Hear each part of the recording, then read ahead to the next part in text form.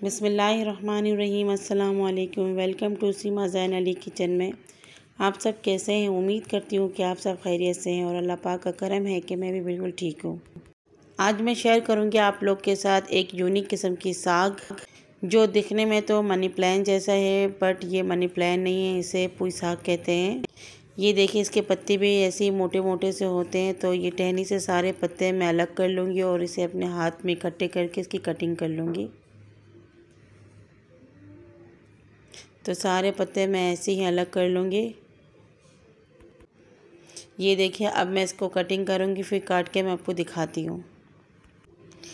ये देखिए, मैंने सारे साग काट लिए हैं, थोड़े बड़े बड़े कटिंग कर लिए, कोई मसला नहीं होता है, ये वैसे भी भाप से गल जाता है। और ये मैंने आधा किलो जितना आलू लिए हैं, जिसको ये आधे इंच जितना मैंने मोटा मोटा काट लिया है राउंड शेप में। और इनके लिए हमें किन किन चीज़ों की ज़रूरत है मैं आपको ये भी बताती हूँ। 2 टमाटर ले लिए, जिसको मैंने ऐसे छोटे छोटे पीस कर लिए। 3 मैंने प्याज ले लिए। 10 से 12 हरी मिर्च ले लिए और जिसके बीच में से मैंने ऐसे पीसेस कर लिए। 3 से 4 मैंने लहसुन ले लिए, उसके भी मैंने छोटे छोटे टुकड़े कर लिए हैं।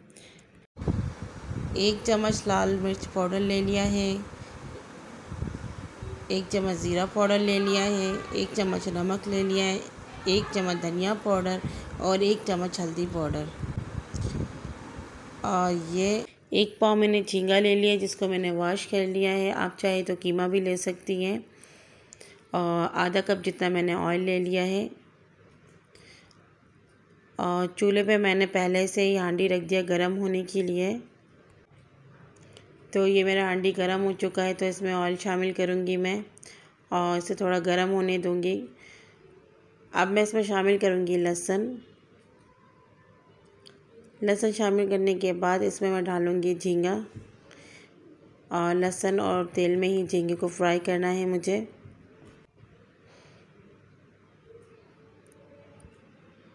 तो ये देखिए, मैं झींगे को फ्राई कर रही हूँ। लहसुन का कलर बिल्कुल गोल्डन हो चुका है और झींगे की भी कलर चेंज हो चुका है ये।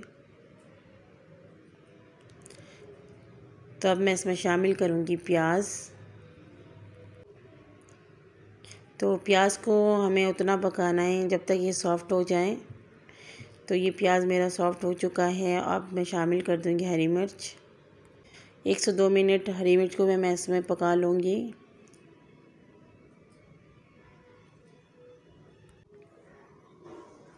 अब शामिल करूँगी मैं टमाटर और बाकी जो हमारे मसाले थे वो भी इसी में ऐड कर दूँगी। और साथ ही मैं आधा कप पानी शामिल कर दूँगी इसमें। और फिर इसे मैं भून लूँगी 2 मिनट तक।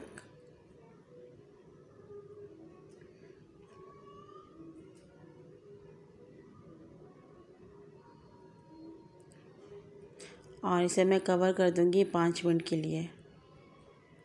तो ये 5 मिनट हो चुका है और इसे मैं अच्छी तरीके से थोड़ी तेज़ से फ्लेम में भून लूँगी, ताकि इसकी महक भी ख़त्म हो जाए मसालों की। देखिए, तेल बिल्कुल ये सेपरेट हो चुका है। तो इसमें अब मैं ऐड कर दूँगी आलू और ये पुई साग।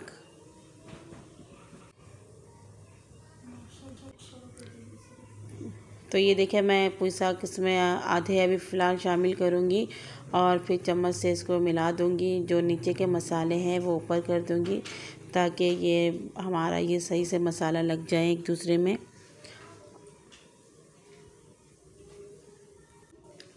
और फिर बाकी के जो साग बच गए वो भी मैं इसमें डाल दूँगी। और फिर इसे मैं 5 मिनट के लिए कवर कर दूँगी। कोई पानी भी नहीं डालूँगी, खुद ही इसमें से पानी निकलेगा। तो ये 5 मिनट हो चुका है और ये देखें, इसको मैंने दोबारा से हिला दिया है, तो इसमें से खुद ही पानी निकल रहा था, उसी में ये कुक हो गया है। और इसमें 2 गिलास मैंने पानी शामिल कर दिया है। तो ये गाइस थोड़े मैं शोरबे वाले बनाऊंगी, तो इसलिए मैंने इसमें पानी शामिल कर दिया है। तो आप लोग ज़रूर इस रेसिपी को ट्राई करें। अब मैं इसे कवर कर दूंगी जब तक हमारा आलू गल जाए। तकरीबन 10 मिनट हो चुके हैं। अब देखती हूँ कि कितना पका ये हमारा। इसमें जो ग्रेवी है बिल्कुल नॉर्मल है। तो अब चेक करती हूँ कि आलू कितना कुक हो चुका है। तो ये देखें, मैंने चम्मच से चेक कर लिया, आलू मेरा सही वाला कुक हो चुका है। तो ये सालन हमारा रेडी हो गया है आलू पुई साग का। तो मैं अभी आपको ये निकाल कर दिखाती हूँ। तो ये देखें माशाल्लाह कितना अच्छा सा इसका लुक आया और उसके ऊपर ऑयल भी आ चुका है। तो इसे मैं डिश आउट करूँगी। तो आप लोग किसी भी चीज़ के साथ एंजॉय कर सकते हैं इस रेसिपी को। चपाती हो, पराठे हो या चावल हो, हर किसी के साथ ये बहुत यमी सा लगेगा। और मुझे बताइएगा कमेंट्स में कि आपको ये रेसिपी कैसा लगा। जिन बहनों ने अभी तक मेरे चैनल को सब्सक्राइब नहीं किया तो प्लीज़ सब्सक्राइब कर दें, लाइक करें, शेयर करें दोस्तों के साथ और बताएं कमेंट्स में कि आपको ये रेसिपी कैसा लगा। तो जब तक के लिए इजाज़त लेती हूँ मैं। दुआओं में याद कीजिएगा। अल्लाह हाफ़िज़।